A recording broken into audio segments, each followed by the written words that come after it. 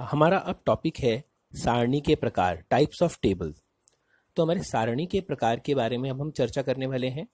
और जो सारणी के बारे में हमने पढ़ा है उसके उद्देश्य विशेषताएं, तो ये सारणी के मुख्य अंग भी कर लिए हमने। लेकिन अब सारणी कितने प्रकार की होती है, तो यह पूरा टेबल है। सारणी को मुख्यतः 3 भागों में वर्गीकृत किया गया है। सभी देख पा रहे हैं। पहला, उद्देश्य के आधार पर। तो आपका उद्देश्य क्या है? बेसिस ऑफ पर्पस, आपका उद्देश्य क्या है? दूसरा है मौलिकता के आधार पर।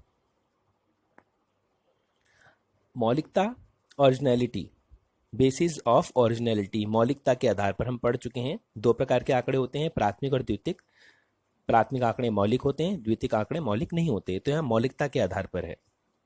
तीसरा, बनावट या रचना के आधार पर। तो यह 3 प्रकार है, उन तीनों प्रकार के भी 2-2 प्रकार हैं। तो सबसे पहले हम चर्चा करने वाले हैं किसकी? उद्देश्य के आधार पर। तो उद्देश्य के आधार पर पहला जो टाइप है वह है हमारा सामान्य उद्देश्य सारणी। सामान्य उद्देश्य सारणी क्या होती है? अगर मैं सिंपल शब्दों में बात करूं तो सामान्य उद्देश्य सारणी एक बहुत बड़ी सारणी होती है जिसके अंदर बहुत सारे उद्देश्य के लिए वो इकट्ठे किए जाते हैं आंकड़े। मतलब यदि आपको अलग अलग काम करना है तो आपको सारे आंकड़े उसी सारणी में मिल जाएंगे। लेकिन ये सारणी बहुत बड़ी होती है, आपको अपने उद्देश्य के अनुसार आंकड़ों को छांटना पड़ता है। लेकिन सामान्य उद्देश्य सारणी में क्या बात हो रही है कि इसके अंतर्गत बहुत आंकड़े होते हैं और अपने उद्देश्यों के अनुसार इसमें से आंकड़े छांटे जा सकते हैं। इसमें से बहुत सारी अलग अलग सारणियां भी बनाई जा सकती है। तो यह कह सकते हैं कि यह आंकड़ों का भंडार है, सामान्य उद्देश्य वाली सारणियां। दूसरा, विशिष्ट उद्देश्य वाली सारणियां। अब विशिष्ट उद्देश्य, यदि आपका कोई विशिष्ट उद्देश्य है, कोई स्पेसिफिक ऑब्जेक्टिव है, तो आप आंकड़े एकत्रित करेंगे। कहां से एकत्रित करेंगे? सामान्य उद्देश्य वाली सारणियों में से, क्योंकि सामान्य उद्देश्य वाली सारणियों में आंकड़े ही आंकड़े होते हैं। आप उसमें से अपने उद्देश्य के अनुसार आंकड़े यदि छांट लेते हैं तो वह कहलाती है विशिष्ट उद्देश्य वाली सारणी। तो उद्देश्य के आधार पर सारणियों के 2 प्रकार हमने पढ़ लिए, सामान्य उद्देश्य सारणी और विशिष्ट उद्देश्य सारणी। अब मौलिकता के आधार पर सारणी के प्रकार। तो मौलिकता, ओरिजिनलिटी। तो मौलिकता के आधार पर 2 होते हैं, एक मौलिक और एक व्युत्पन्न।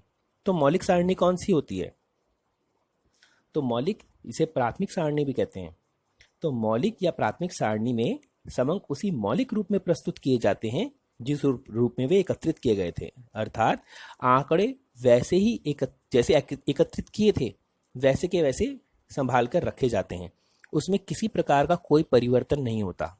उन आंकड़ों को उसी रूप में दर्शाया जाता है। तो यह कहलाती है हमारी मौलिक सारणी।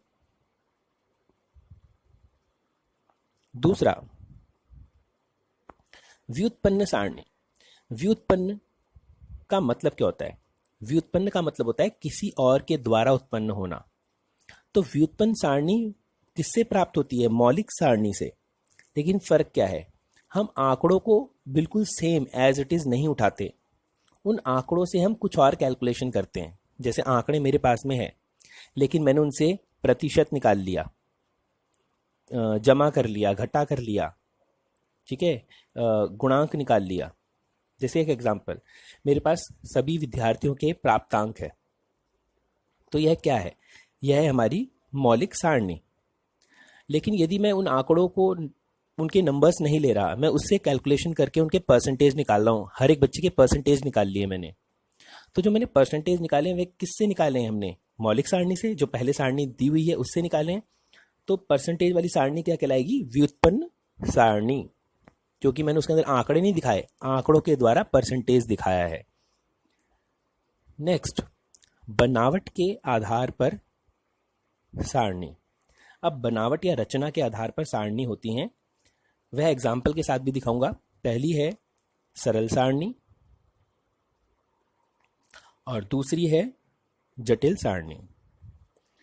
यह थोड़ा इंपॉर्टेंट टॉपिक है, तो सभी ध्यान से समझेंगे विद एग्जाम्पल कि कौन कौन सी सारणी होती है। तो सबसे पहला है बनावट या रचना के आधार पर सारणी के प्रकार। पहला है सरल सरल या सिंपल टेबल, सरल सारणी। सरल सारणी क्या होती है? जिसमें केवल एक गुण होता है। क्या गुण है? विद्यार्थियों की संख्या। सिर्फ एक गुण की बात की जा रही है, मजदूरों की संख्या, विद्यार्थियों की संख्या। केवल एक गुण है, प्राप्तांक। यहाँ मजदूरी हो सकता है, प्राप्तांक हो सकता है। आपको यह वाला टॉपिक देखना है, सिर्फ यह वाला मत, विद्यार्थियों की संख्या। तो यह कहलाती है हमारी सरल सारणी। तो सरल सारणी क्या होगी? सरल सारणी केवल एक विशेषता या गुण को दर्शाती है, इसलिए इसका एक और नाम है एक गुण वाली सारणी। दूसरी ओर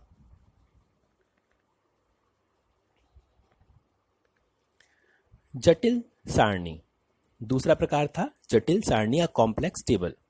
अब यह जटिल सारणी के दो प्रकार हैं।